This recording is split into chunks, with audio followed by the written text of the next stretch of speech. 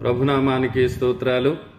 క్రీస్తునందు ప్రేమైన దేవుని బిడ్డలారా, మరొకసారి మనం ఈ రీతిగా కలుసుకోవడానికి ప్రభువిచ్చిన ఈ మంచి సమయాన్ని బట్టి ప్రభును స్తుతిస్తూ దేవుని యొక్క వాక్యాన్ని మనము ధ్యానం చేసుకుందాం.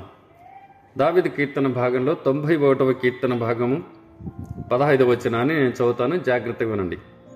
అతడు నాకు మొరపెట్టగా నేను అతనికి ఉత్తరమిచ్చేదను, శ్రమలో నేను అతనికి తోడై ఉండేదను, అతను విడిపించి అతని గొప్ప చేసేదను. దేవుని బిడ్డలారా, దేవుని యొక్క వాక్యం ఏం చెబుతుంది అనంటే, ఒక వ్యక్తిట దేవునికి మొరపెడితే ఆయన ఉత్తరం ఇస్తాడు, శ్రమలో తోడుగా ఉంటాడు, మరి అతను విడిపించి అతను గొప్ప చేస్తాడు. అంటే శ్రమ నుండి విడిపించి గొప్ప చేస్తాను అని దేవుని యొక్క వాక్యం చెబుతుంది. దేవుని బిడ్డలారా, దీనికి విషయాన్ని మనం ఆలోచన చేస్తే 91వ కీర్తన భాగం మొదటి వచనంలో, మహోన్నతుని చాటు నివసించువాడే సర్వశక్తి నీడను విశ్రమించువాడు. అంటే మహోన్నతుడైన దేవుని దగ్గరికి వస్తే, మహోన్నతుడైన దేవుని రెక్కల కిందకి వస్తే, మహోన్నతుడైన దేవుని ఆశ్రమం కింద అతడు ఉన్నాడు అనంటే, అతడు మొరపెచ్చినప్పుడు దేవుడు ఖచ్చితంగా ఆయన మొర ఆలకిస్తాడు, ఆ మొరకు ఆయన ఖచ్చితంగా ఉత్తరం ఇస్తాడు అని. నువ్వు ఎక్కడో ఉండి యాడో ఉండి దేవా నాకు సహాయం చేయంటే ఎలా? నువ్వు ఆయన దగ్గరికి రావాలి. బైబిల్ చెప్తుంది, మీరు నా దగ్గరికి రండి అని ప్రభువారు చెప్తారు, నా వైపు మళ్ళండి అని ప్రభువారు చెప్తారు, నా దగ్గర ప్రార్థన చేయండి అని ప్రభువారు చెప్తారు. నువ్వు ఆయన దగ్గరికి రాకుండా, ఆయన వైపు మళ్ళకుండగా, ఆయన రెక్కల కిందకి రాకుండగా నాకు సహాయం చేయి ఎక్కడో అనంటే ఎలా ఉంటుంది? కనుక బిడ్డలారా, దేవుని వాక్యం చెబుతుంది, మహోన్నతుని చాటునికి రా నువ్వు, అప్పుడు నీ ప్రార్థన దేవుడు తప్పక ఆలకిస్తాడు.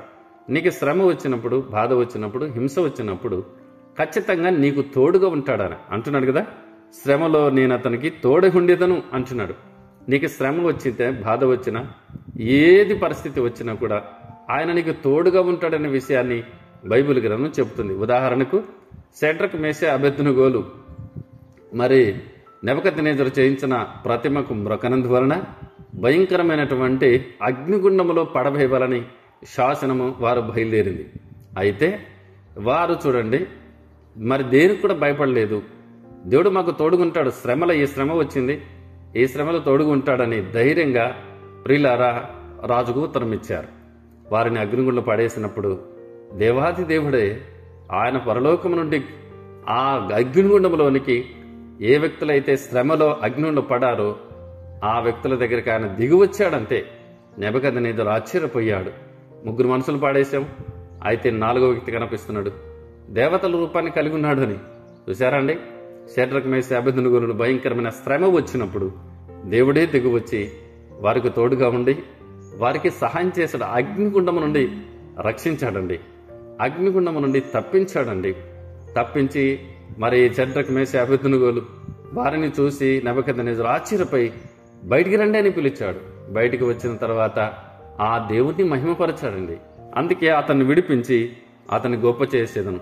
షడ్రకు మేషకు అబేద్నెగోలు గొప్పగా గణపరిచినాడు నెబుకద్నెజరే.